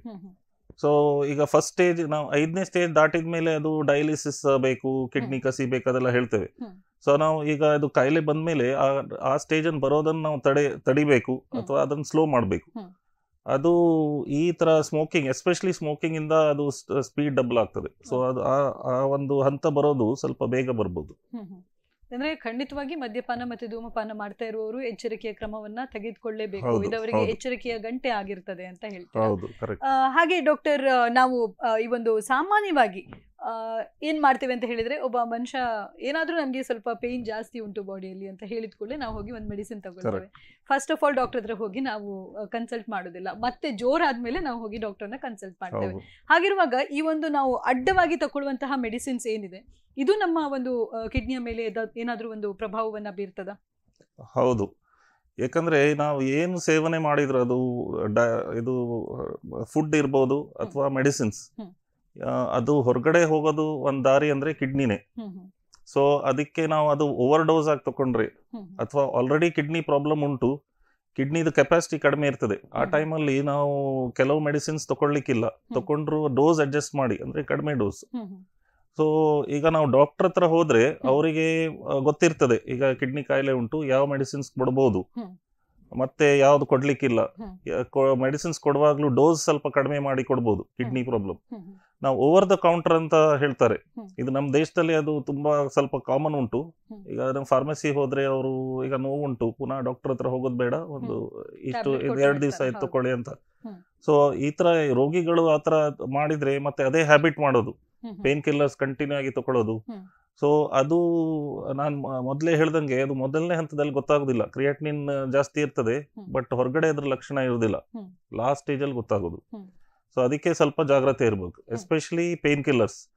ಅದು ನೋವಿನ ಮದ್ದು ಉಂಟು, ಅದು ಡೈರೆಕ್ಟ್ ಕಿಡ್ನಿಗೆ ತೊಂದರೆ ಕೊಡ್ಬೋದು. ಅಂದ್ರೆ ಎಲ್ರಿಗೂ ಆಗ್ಬೇಕಂತಿಲ್ಲ, ನೋವಿನ ಮಾತ್ರೆ ತುಂಬಾ ಜನ ತಗೊಳ್ತಾರೆ, ಏನು ಆಗ್ಲಿಕ್ಕಿಲ್ಲ. ಬಟ್ ಒಬ್ಬೊಬ್ಬರಿಗೆ, ಎಸ್ಪೆಷಲಿ ಈಗ ನಾವು ಮಧುಮೇಹ, BP ಉಂಟು, ಶುಗರ್ ಉಂಟು, ಮತ್ತೆ ಆಲ್ರೆಡಿ ಸ್ವಲ್ಪ ಕಾಯಿಲೆ ಉಂಟು, ಹುಟ್ಟುವಾಗ್ಲೇ ಸ್ವಲ್ಪ ಕಾಯಿಲೆ ಉಂಟು, ಅಂತವ್ರದ್ದು ಈ ತರ ಗೊತ್ತಿಲ್ಲದೆ ತಗೊಂಡ್ರೆ ಮತ್ತೆ ಅದೇ ಹ್ಯಾಬಿಟ್ ಮಾಡಿದ್ರೆ ಅದರಿಂದ ಪ್ರಾಬ್ಲಮ್ಸ್ ಬರ್ಬೋದು. ಹಾಗೆ ಡಾಕ್ಟರ್, ನಾವೀಗ ಪ್ರೆಗ್ನೆನ್ಸಿ ಒಂದು ವಿಮೆನ್ ಬಗ್ಗೆ ಹೇಳಿದ್ರಿ ನೀವು, ಅವರು ಕೂಡ ಮುನ್ನೆಚ್ಚರಿಕೆಯ ಕ್ರಮವನ್ನ ತೆಗೆದುಕೊಂಡು ಮತ್ತೆ ಪ್ರೆಗ್ನೆನ್ಸಿಯನ್ನ ಮುಂದುವರಿಸಬೇಕಾಗ್ತದೆ. ಮತ್ತೆ ಮಕ್ಕಳಿಗೆ ಅದೇನು ಅಷ್ಟು ಬೇಗ ಟ್ರಾನ್ಸ್ಫಾರ್ಮೇಶನ್ ಆಗುದಿಲ್ಲ ಅಂತ. ಬಟ್ ಮಕ್ಕಳು ಹುಟ್ಟಿದ ಮೇಲೆ ಒಂದು ಮಗುವಿನ ಮೂತ್ರದ ಒಂದು ವಿಸರ್ಜನೆ ಯಾವ ರೀತಿಯಲ್ಲಿ ಇರಬೇಕು, ಆಗ ಅದರ ಒಂದು ಸಮಸ್ಯೆಯ ಬಗ್ಗೆ ಏನಾದ್ರೂ ಗೊತ್ತಾಗ್ತದಾ ಅಂತ ಹೇಳ್ಬೋದಾ? ಹೌದು, ಈಗ ಅದು ಸ್ಕ್ಯಾನಿಂಗ್ ಎಲ್ಲ ಮಾಡ್ತಾರೆ, ಅನಾಮಲಿ ಸ್ಕ್ಯಾನ್ ಅಂತೆಲ್ಲ ಮಾಡ್ತಾರೆ. ಓಕೆ ಓಕೆ, ಸೊ ಒಂದು ಅಂದರೆ ಅದು ಪ್ರೆಗ್ನೆನ್ಸಿ ಹೇಗೆ ಪ್ರೋಗ್ರೆಸ್ ಆಗ್ತಾ ಉಂಟು, ಮತ್ತೆ ತಾಯಿದು ವಯಸ್ಸು ಮೇಲೆ ಆಲ್ರೆಡಿ ಫ್ಯಾಮಿಲಿಯಲ್ಲಿ ಏನಾದರೂ ಪ್ರಾಬ್ಲಮ್ ಉಂಟು, ಮತ್ತೆ ಬ್ಲಡ್ ಪ್ರೆಷರ್ ಸರಿ ಉಂಟು, ಮತ್ತೆ ಕೆಲವು ಸ್ಕ್ಯಾನಲ್ಲಿ. ಸೊ ಸ್ಕ್ಯಾನಲ್ಲಿ ಒಂದು ಐಡಿಯಾ ಬರ್ಬೋದು, ಆಲ್ರೆಡಿ ಮಗುಗೆ ಕಾಯಿಲೆ ಇದ್ರೆ ಒಂದು ಸಣ್ಣದಾಗಿ ಅದು ಅದರದ್ದು ಲಕ್ಷಣ ಅದರಲ್ಲಿ ಕಾಣಿಸ್ಕೊಳ್ಬೋದು. ಓಕೆ, ಅಂದ್ರೆ ಮಕ್ಕಳಲ್ಲಿ ಒಂದು ವೇಳೆ ಸಮಸ್ಯೆ ಕಂಡು ಬಂದ್ರೆ ಅದನ್ನ ಯಾವ ರೀತಿಯಲ್ಲಿ ನಾವು ಗುರುತಿಸಬಹುದು? ಅಂದ್ರೆ ಸಾಮಾನ್ಯವಾಗಿ ನಮ್ಗೆ ಗೊತ್ತಾಗೋದಿಲ್ಲ, ಮಕ್ಕಳು ಏನಾದ್ರು ಒಂದು ನೋವು ಉಂಟು ಹೇಳ್ಬೋದು, ನಾವು ಸೀದಾ ಡಾಕ್ಟರ್ ಹತ್ರ ಜನರಲ್ ಮೆಡಿಸಿನ್ ತಗೊಂಡು ಹೋಗ್ತೇವೆ. ಸೊ ಅದನ್ನ ನಾವು ಹೇಗೆ ಅದನ್ನ ಪರಿಶೀಲಿಸ್ಲಿಕ್ಕೆ ಆಗ್ತದೆ ಅಂತ ಹೇಳ್ಬೋದಾ? ಅದೇ ಫಸ್ಟ್ ಆಂಟಿನೇಟಲ್ಸ್, ಅದು ಹೊಟ್ಟೆಯಲ್ಲಿ ಇರುವಾಗಲೇ, ಮಗು ಹೊಟ್ಟೆಯಲ್ಲಿ ಇರುವಾಗಲೇ ಒಂದು ಸ್ಕ್ಯಾನ್ ಮಾಡುವಾಗ ಅದು ತಾಯಿದು ಹೆಲ್ತ್ ಮತ್ತೆ ಅದು ಪ್ರೋಗ್ರೆಷನ್, ಪ್ರೆಗ್ನೆನ್ಸಿಗೆ ಒಂದು ಟೈಮ್ ಪ್ರಕಾರ ಅದು ಮುಂದೆ ಹೋಗಬೇಕು. ಸೊ ಅದರ ಮೂಲಕ ಒಂದು ಕೆಲವು ಸೈನ್ಸ್ ಸಿಗ್ತದೆ. ಮತ್ತೆ ಈಗಿಂದ ಸ್ಕ್ಯಾನ್ ಅಲ್ಲಿ ಅದು ಕಿಡ್ನಿ ಕೂಡ ಕಾಣಿಸ್ಬೋದು, ಮಗುದು ಕಿಡ್ನಿ ಕೂಡ ನೋಡ್ಬೋದು. ಸೊ ಅದರದ್ದು ಸೈಜು ಮತ್ತೆ ಅದಕ್ಕೇನಾದ್ರು ಬ್ಲಾಕ್ ಉಂಟಾ ಅದೆಲ್ಲ ನೋಡ್ಬೋದು. ಸೊ ಆ ಇದರಿಂದ ಸ್ಕ್ಯಾನ್ ಇಂದಾನೇ ಗೊತ್ತಾಗ್ತದೆ ಈ ಮಗುಗೆ ಉಂಟು ಇಲ್ಲ. ಬಟ್ ಈ ತರ ಕಾಯಿಲೆ ಅಷ್ಟು ಕಾಮನ್ ಇರುವುದಿಲ್ಲ, ಫಾರ್ಚುನೇಟ್ಲಿ ಅದು ಸ್ವಲ್ಪ ರೇರ್ ಕಾಯಿಲೆನೇ ಅದು. ಬಟ್ ಆದ್ರೂ ಸ್ಕ್ಯಾನ್ ಅಲ್ಲಿ ಒಂದು ಗುರ್ತು ಸಿಗ್ತದೆ. ಮತ್ತೆ ಮಗು ಅದು ಯೂಟ್ರಸ್ ಅಲ್ಲಿ ಇರುವಾಗ ಅದ್ರ ಸರೌಂಡಿಂಗ್ ಒಂದು ನೀರು ಇರ್ತದೆ, ಅಮ್ನಿಯೋಟಿಕ್ ಫ್ಲೂಯಿಡ್ ಅಂತ ಹೇಳ್ತಾರೆ, ಮಗು ಅದರಲ್ಲೇ ಇರೋದು. ಸೊ ಸಪೋಸಿಂಗ್ ಮಗುದು ಕಿಡ್ನಿ ಸರಿ ಇಲ್ಲ ಅಂದ್ರೆ ಆ ನೀರು ಕಡಿಮೆ ಇರ್ತದೆ. ಸೊ ಅದು ನೀರಿದ್ದು ಎಷ್ಟು ಅಮೌಂಟ್ ಉಂಟು ನೋಡಿ ಅದರಲ್ಲಿ ಕೂಡ ನಮ್ಗೆ ಒಂದು ಗುರ್ತು ಸಿಗ್ತದೆ ಇದು ಇರ್ಬೋದಂತ. ಹುಟ್ಟಿದ ಮೇಲೆ ತಕ್ಷಣ ನಾವು ಟೆಸ್ಟ್ ಮಾಡಬೇಕು. ಮತ್ತು ಚಿಕ್ಕ ಮಕ್ಕಳಲ್ಲಿ ಮಗು ಹುಟ್ಟಿದ ನಂತರ ಈಗ ಒಂದು 2-3 ವರ್ಷಗಳ ಮಗುವಿನ ಒಂದು ವಯಸ್ಸು ಇರುವಾಗ, ಸೊ ಅದರಲ್ಲಿ ಆ ಮಕ್ಕಳಲ್ಲಿ ಒಂದು ಸಮಸ್ಯೆಗಳು ಕಂಡು ಬರುವ ಒಂದು ಚಾನ್ಸಸ್ ಇದೆಯಾ? ಹೌದು, ಅಗೇನ್ ಅಷ್ಟು ನಾವು ಓವರ್ ಆಲ್ ಒಂದು ಕಿಡ್ನಿ ಕಾಯಿಲೆ ಅಂತ ನೋಡಿದ್ರೆ ಮಕ್ಕಳಿಗೆ ಬರುವಂತದ್ದು ಕಾಯಿಲೆ ಅಷ್ಟು ಕಾಮನ್ ಇಲ್ಲ. ಅದು ಸ್ವಲ್ಪ ರೇರ್ ಡಿಸೀಸ್ ಅಂತ ಹೇಳೋದು. ಯಾಕಂದ್ರೆ ಅದು ಮಗು ಹುಟ್ಟಿದೆ ಅಂದ್ರೆ ಅದರದ್ದು ಹೆಲ್ತ್ ಸರಿ ಉಂಟಂತ, ಇಲ್ಲ ಅಂದ್ರೆ ಅದು ಹೊಟ್ಟೆಯಲ್ಲೇ ಅದಕ್ಕೆ ತೊಂದರೆ ಬರ್ತದೆ. ಹುಟ್ಟಿದ ಮೇಲೆ ಅದು ಸ್ವಲ್ಪ ರೇರ್, ಬಟ್ ಬರುದಿಲ್ಲ ಅಂತ ಹೇಳಲಿಕ್ಕೆ ಆಗುದಿಲ್ಲ. ಸೊ ಕೆಲವು ಮಕ್ಕಳಿಗೆ ಒಂದೇ ಕಿಡ್ನಿ ಇರ್ಬೋದು, ಅಥವಾ ಕಿಡ್ನಿ ಸರಿ ಇರ್ಬೋದು, ಅದು ಮೂತ್ರ ಹೋಗೋದು ನಲ್ಲಿ ಅದರಲ್ಲಿ ಬ್ಲಾಕ್ಸ್ ಇರ್ಬೋದು. ಸೊ ಇದೆಲ್ಲ ಕಾಮನ್. ಕೆಲವರಿಗೆ ಮೂತ್ರ ರಿವರ್ಸ್ ಆಗ್ತದೆ, ರಿಫ್ಲಕ್ಸ್ ಅಂತ ಹೇಳ್ತಾರೆ. ಸೊ ಈ ತರ ಕೆಲವು ಕಾಯಿಲೆ ಮಕ್ಕಳಲ್ಲಿ ಕಂಡು ಬರ್ಬೋದು. ಸೊ ಇದೆಲ್ಲ ಮೋಸ್ಟ್ ಆಫ್ ದ ಟೈಮ್ ಇದು ಸ್ಕ್ಯಾನ್ ಅಲ್ಲಿ ಗೊತ್ತಾಗ್ತದೆ. ಸೊ ಒಂದು ಬಿಫೋರ್ ಡೆಲಿವರಿನೇ ಅದು 2-3 ಟೈಮ್ ಸ್ಕ್ಯಾನ್ ಮಾಡ್ತಾರೆ, ಅದರಲ್ಲೇ ಒಂದು ಐಡಿಯಾ ಬರ್ತದೆ. ಅದರಲ್ಲಿ ಡೌಟ್ ಇದ್ರೆ ಮಗುಗೆ ಇಮಿಡಿಯೇಟ್ ಡೆಲಿವರಿ ಆದ್ಮೇಲೆ ಮತ್ತೆ ರೆಗ್ಯುಲರ್ ಇಂಟರ್ವಲ್ಸ್ ಅಲ್ಲಿ ಸ್ಕ್ಯಾನಿಂಗ್ ಕರೀತಾರೆ, ಅಂದ್ರೆ ಹೊಟ್ಟೆ ಸ್ಕ್ಯಾನ್ ಅಲ್ಲಿ ಗೊತ್ತಾಗ್ತದೆ. ಅಂದ್ರೆ ತಾಯಿಯ ಗರ್ಭದಲ್ಲಿ ಇರಬೇಕಾದ್ರೆ ಕೂಡ ಈ ಒಂದು ಸಮಸ್ಯೆ ಇದ್ರೆ ಖಂಡಿತವಾಗಿ ಅದರದ್ದು ಚಿಹ್ನ ಸಿಗ್ತದೆ, ಅಂದ್ರೆ ಸೈನ್ ಸಿಗ್ತದೆ. ಮತ್ತೆ ಕರೆಕ್ಟ್ ಆಗಿ ಗೊತ್ತಾಗೋದಿಲ್ಲ, ಯಾಕಂದ್ರೆ ಅಷ್ಟು ಸೂಕ್ಷ್ಮವಾಗಿ ಅದು ನೋಡೋದು ಕಷ್ಟ. ಅಂದ್ರೆ ಮಗು ಕೂಡ ಸಣ್ಣದು, ಕಿಡ್ನಿ ಅಷ್ಟು ಸಣ್ಣದಿರ್ತದೆ. ಬಟ್ ಒಂದು ಡೌಟ್ ಕ್ಲಿಯರ್ ಮಾಡಬಹುದು. ಹುಟ್ಟಿದ ಮೇಲೆ ರೆಗ್ಯುಲರ್ ಸ್ಕ್ಯಾನ್ ಅಲ್ಲಿ ಅದು ಕಾಯಿಲೆಯನ್ನು ಉಂಟಾ ಇಲ್ಲ ಅಂತ ನೋಡಬಹುದು, ಕನ್ಫರ್ಮ್ ಮಾಡಬಹುದು. ಓಕೆ, ಹಾಗಿರುವಾಗ ಡಾಕ್ಟರ್, ಈ ಒಂದು ಈಗ ಮೂತ್ರಪಿಂಡದ ಸಮಸ್ಯೆ ಬಂದಿದೆ ಅಂತ ಆಯ್ತು, ಬಂದಾದ್ಮೇಲೆ ಕೆಲವಷ್ಟು ಮೆಡಿಸಿನ್ಗಳನ್ನು ತಗೊಂಡು ನಾವು ಅದನ್ನ ಸರಿ ಮಾಡ್ಕೊಳ್ಳಿಕ್ಕೆ ನೋಡ್ತಾ ಇರ್ತೇವೆ. ಆದ್ರೂ ಕೂಡ ಕೆಲವೊಮ್ಮೆ ವೈಫಲ್ಯಕ್ಕೆ ಕಾರಣವಾಗ್ತದೆ. ಈ ಕಿಡ್ನಿ ವೈಫಲ್ಯಕ್ಕೆ ಮುಖ್ಯವಾದ ಕಾರಣ ಏನು ಅಂತ ಹೇಳ್ತೀರಾ? ಸೊ ಈಗ ನಾವು ವೈಫಲ್ಯಕ್ಕೆ ಮೇನ್ ಕಾರಣ ಅಂದ್ರೆ ಮಧುಮೇಹ. ಸೊ ಎಲ್ಲಿ ನಾವು ಕೌಂಟ್ ಮಾಡಿದ್ರು ಫಸ್ಟ್ ಕಾರಣ ಮಧುಮೇಹ. ಸೊ ಮಧುಮೇಹ ಒಂದು 5-10 ವರ್ಷಕ್ಕಿಂತ ಹೆಚ್ಚು ಇದ್ದವ್ರಿಗೆ, ಮತ್ತೆ ಯಾರಿಗೆ ಸಣ್ಣ ವಯಸ್ಸಲ್ಲಿ ಬಂದಿದೆ, ಸೊ ಅಂತವ್ರಿಗೆ ಲಾಂಗ್ ಟೈಮ್ ಇಂದ ಉಂಟು. ಸೊ 10 ಇಯರ್ಸ್ಗಿಂತ ಹೆಚ್ಚಿದ್ರೆ ಅವರಿಗೆ ಚಾನ್ಸ್ ಇರ್ತದೆ. ಎಷ್ಟು ಜನರಿಗೆ ಬರ್ತದೆ ಅಂದ್ರೆ 5 ಜನರಲ್ಲಿ 1-2 20-40% ಅಂತ ಹೇಳೋದು. ಸೆಕೆಂಡ್ ಮೇನ್ ಕಾರಣ ಅಂದ್ರೆ ರಕ್ತದೊತ್ತಡ. ಹೈ ಬ್ಲಡ್ ಪ್ರೆಷರ್ 140/90ಗಿಂತ ಹೆಚ್ಚು ಬ್ಲಡ್ ಪ್ರೆಷರ್ ಉಂಟು, ಕಂಟ್ರೋಲ್ ಇಲ್ಲ. ಬ್ಲಡ್ ಪ್ರೆಷರ್ ಕಂಟ್ರೋಲ್ ಮಾಡಲಿಲ್ಲ ಅಂದ್ರೆ ಅದು ತುಂಬಾ ವರ್ಷ ಕಿಡ್ನಿಗೆ ಹೊಡೆತ ಬೀಳ್ಬೋದು. ಅದು ಎರಡನೇ ಕಾರಣ. ಮತ್ತೆ ಎರಡು ಕಂಬೈನ್ಡ್ ಆಗಿ, ಫಸ್ಟ್ ಶುಗರ್ ಬರ್ತದೆ, ಮತ್ತೆ ಅದೇ ರೋಗಿಗೆ BP, ಅದೆರಡು ಒಟ್ಟಿಗೆ ಇದ್ರೆ ಅಂತವ್ರಿಗೆ ಚಾನ್ಸ್ ಉಂಟು. ಮತ್ತೆ ಬೇರೆ ನಾನು ಹೇಳ್ದಂಗೆ ಹೆರಿಡಿಟರಿ ಡಿಸೀಸಸ್ ಅಂದ್ರೆ ಫ್ಯಾಮಿಲಿಯಲ್ಲಿ ಇರುವಂತದ್ದು, ಅದರಲ್ಲಿ ಮೇನ್ ಕಾಮನೆಸ್ಟ್ ಅಂದ್ರೆ ಪಾಲಿಸಿಸ್ಟಿಕ್.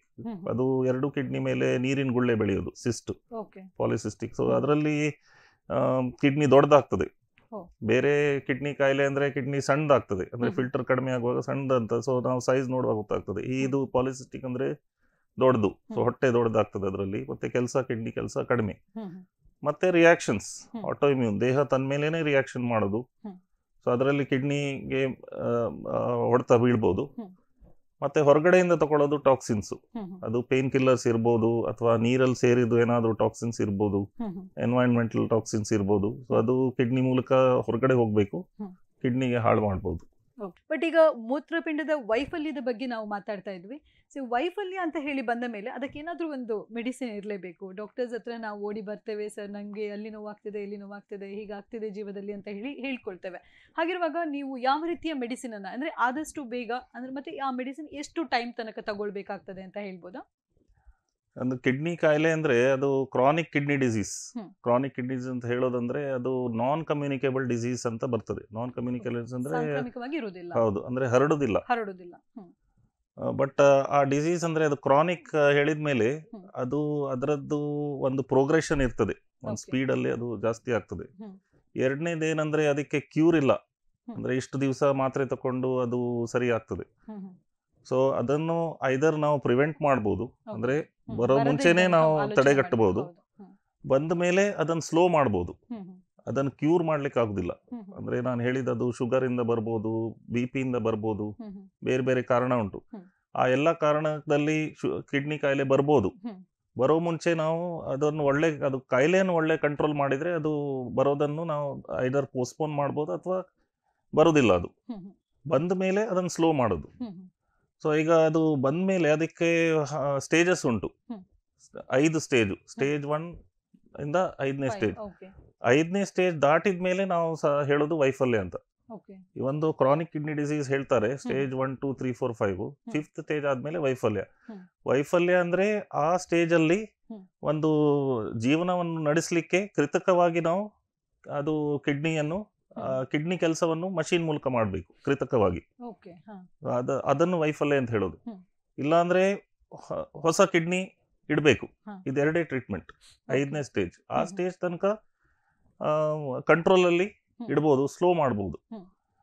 ಸೊ ಅದರಲ್ಲಿ diet plus medicines Okay. Main ಭಾಗ ಅಂದರೆ ಡಯಟ್. ಇದು ಹ್ಮ್ ಹ್ಮ್. ಪತ್ತೆ ಹ್ಮ್ ಹ್ಮ್. ಅಂದರೆ 60-70% ಕಾಂಟ್ರಿಬ್ಯೂಷನ್ ಡಯಟ್, ಹ್ಮ್. 20-30% ಮೆಡಿಸಿನ್ಸ್. ಹ್ಮ್.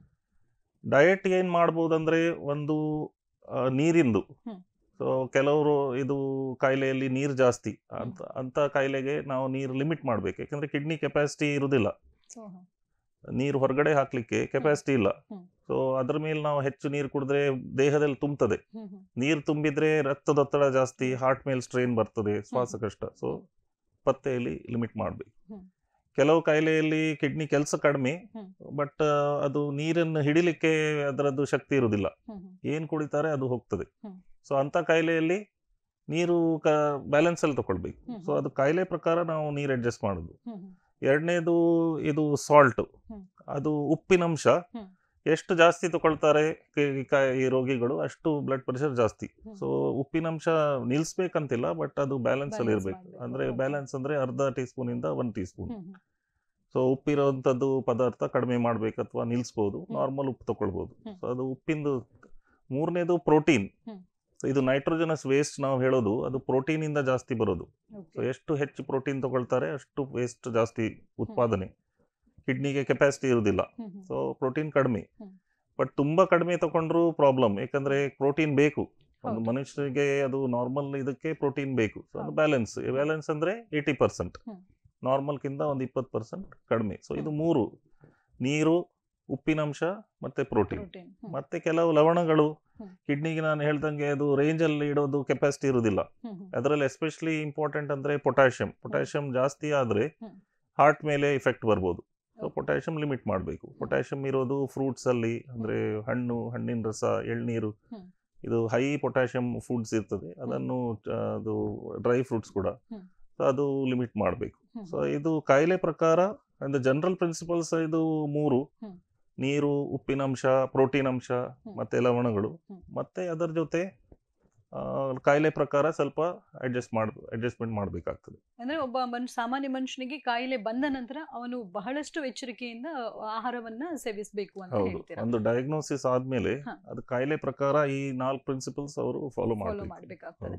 ಹಾಗೆ ಡಾಕ್ಟರ್, ನಾವು ಡಯಾಲಿಸಿಸ್ ಅಂತ ಹೇಳುವ ವರ್ಡ್ ಅನ್ನ ಕೇಳ್ತಿರ್ತೇವೆ. ಈ ಕಿಡ್ನಿಯ ಹೌದು. ವೈಫಲ್ಯ ಬಂದ ಕೂಡಲೇ, ಕಿಡ್ನಿಯ ಸಮಸ್ಯೆ ಇದೆ ಅಂತ ಹೇಳಿದ ಕೂಡಲೇ ಡಯಾಲಿಸಿಸ್ ಆಗ್ತಿದೆ, ಅವರಿಗೆ ಡಯಾಲಿಸಿಸ್ ನ ಒಂದು ಪ್ರೊಸೀಜರ್ ಆಗ್ತಿದೆ ಅಂತ ಹೇಳಿ ಕೇಳ್ತೇವೆ.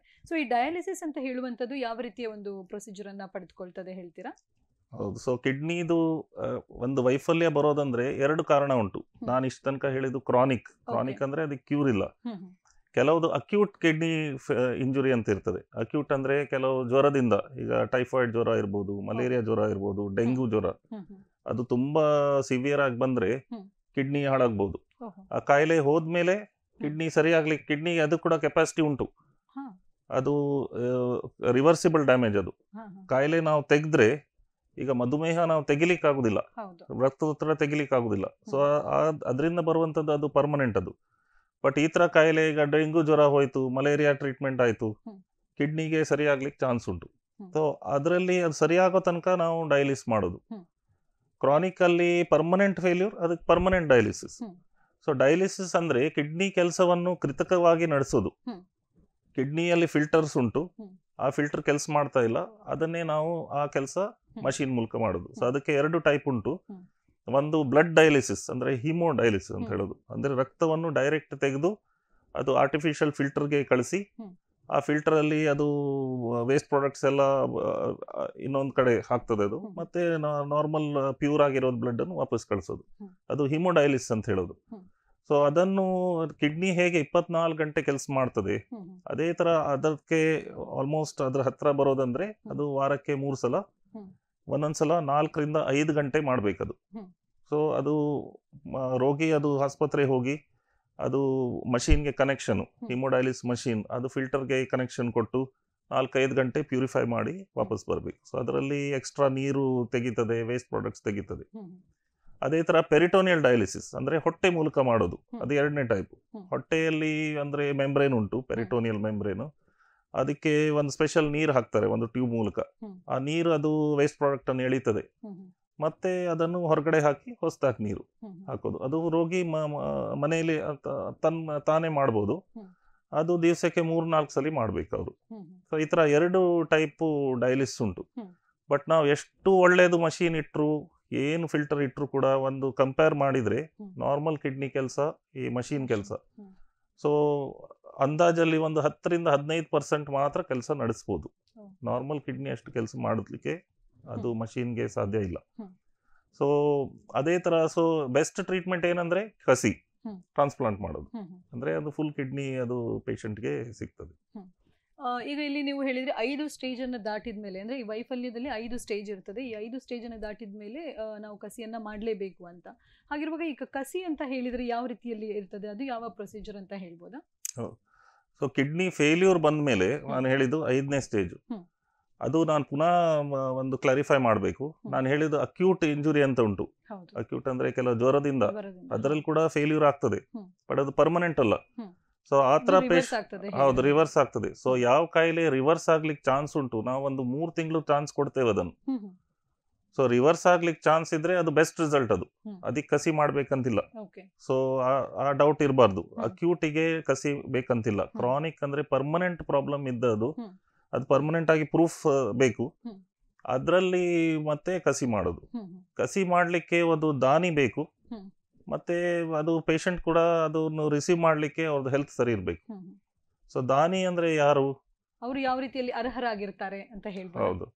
ಸೊ ದಾನಿ ಅಂದ್ರೆ 2 ಟೈಪ್ ದಾನಿ ಅಂತ ಇರ್ತಾರೆ.